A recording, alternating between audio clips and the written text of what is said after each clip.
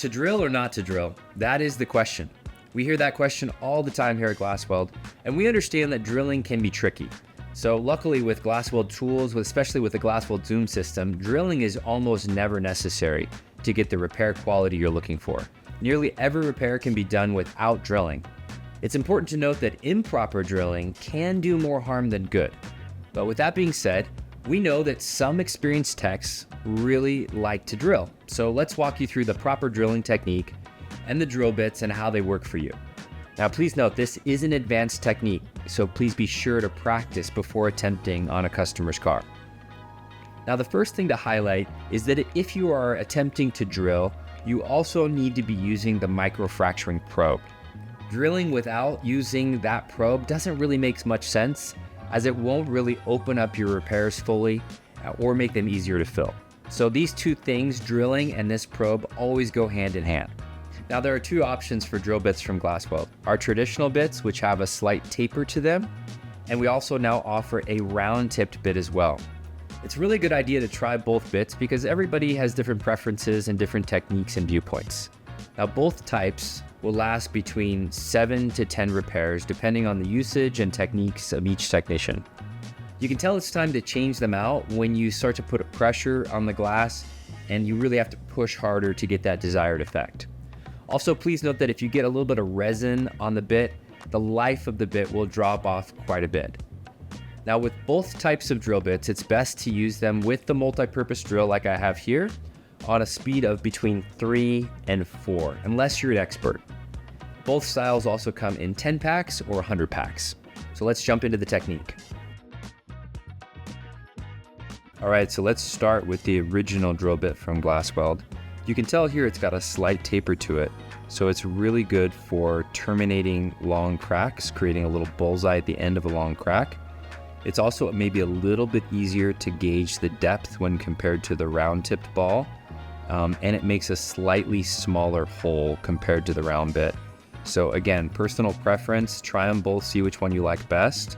But let's show you briefly how to use this drill bit first to create a little bullseye, like we're terminating a long crack, and then to drill into a repair.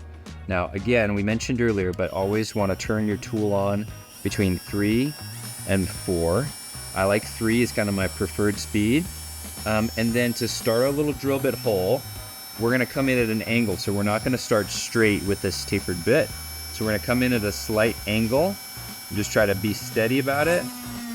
And then we can kind of straighten it out after we get in there. And then after about 3 to 5 seconds, we want to lift it and pull it out. So you don't want to leave it in there for a long period of time because it does get a little bit hot. You can blow the excess glass dust off. And as far as depth goes, I'll show you how to judge that. When you're drilling into a fresh piece of glass like this, you have to put a little bit more pressure. And now I'm going to turn it off and just show you. So you need a little more pressure because we're drilling into the fresh piece of glass compared to a rock chip where you don't need as much pressure. Now we've covered maybe the top third of that drill bit. That should be about the right depth. But to check that, we'll use our microfracturing probe.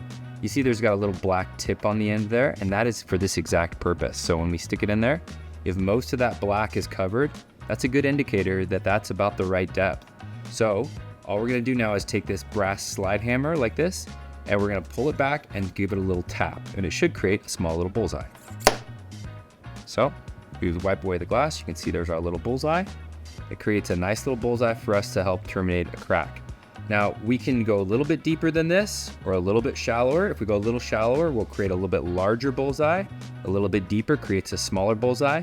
But we never want to go all the way to the PVB, to the plastic in the middle of the windshield, because that could compromise the structural integrity of the windshield itself. Now the technique for doing a rock chip like this one down here is very similar. The drill bit, again, tapered drill bit, if we want to use it for that, we would put it on probably 3. Again, come in at a slight angle to start, but this time I don't need as much pressure. And again, just kind of like lifting, not holding it in there for a long period of time.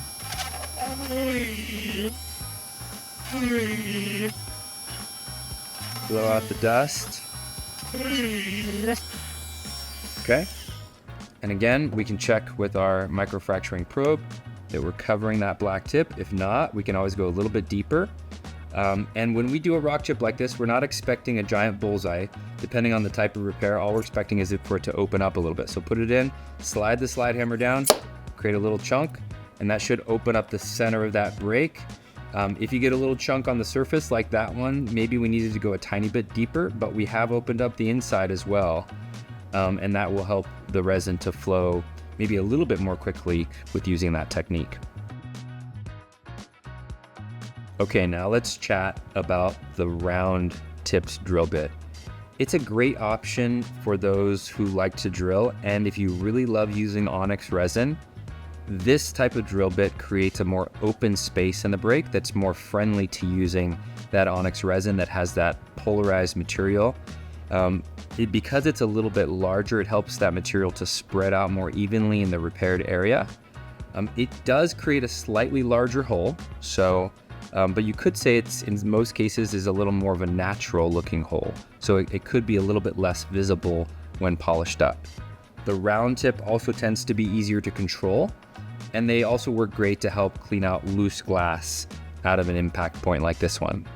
Probably not the best option for terminating a long crack though, due to its larger size and its shape, and it can be a little bit noisy when you operate it. So let's show you how to use it. So again, we're gonna turn our tool on to 3 or 4. I prefer 3, unless you're an expert. And then we'll start by creating a little termination hole. So with the round bit, we don't need to come in as much at an angle. It's a little easier to control. So just come straight on the glass. You can hear it's a little bit noisy.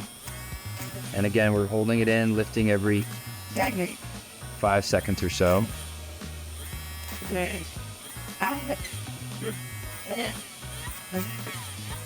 And we get to about that point, blow it off, wipe it off.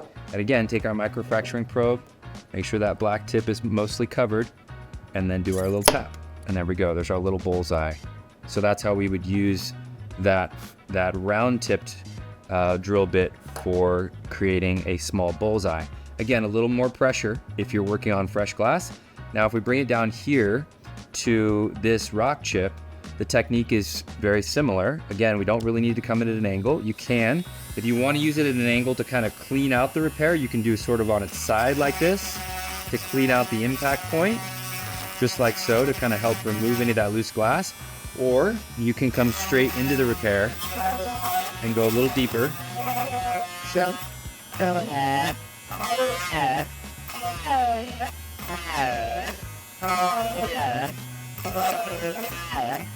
Again, a little bit less pressure is necessary because we're already drilling into an open space. And then last but not least, we're going to take again our microfracturing probe. Make sure most of that tip is covered. If it's not, which in this case, I'd probably go just a tiny bit deeper.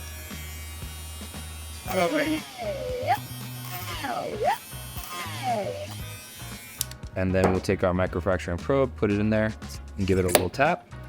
And I don't know if you could see that, but it opened up a little bullseye kind of right in the middle, which helps to open up this repair and could make our repair process a little more efficient using that technique. Okay, so if you want to tackle this technique, our recommendation is to basically make a line of these just like so, and just kind of connect them almost like a little chain. And if you do 5 or 10 of these little holes with the little bullseyes, you'll get a pretty good feel for the process. So I'll just show you how to do that. Again, we'll go back to 3 or 4, make a little hole right adjacent to the other one. Following those same techniques.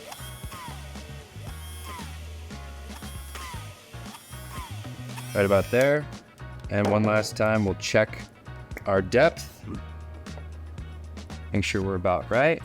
Give it a little tap and see how we've connected 2 little bullseyes. Now, if we just continue that process and do 5 or 10 of them, by the time you finish that, you'll have a good feel for how deep is too deep, how far to drill, and the right amount of pressure. Thanks so much for tuning into this video on proper drilling technique.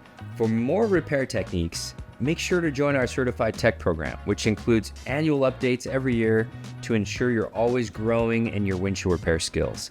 It's available in at least 10 languages. It also includes ongoing discounts on supplies and tools year-round from GlasWeld. See you next time.